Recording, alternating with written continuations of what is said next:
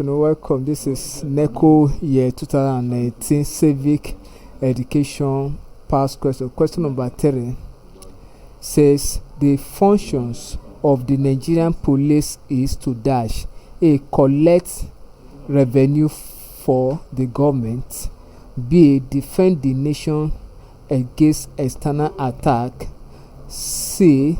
Interpret the law, D. Maintain law and order, E. Monitor the movement of foreigners. When we talk of the function of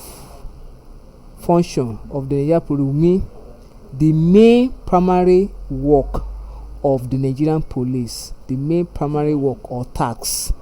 One, the main primary work or task of the Nigerian police is to maintain law and order. So option D is correct.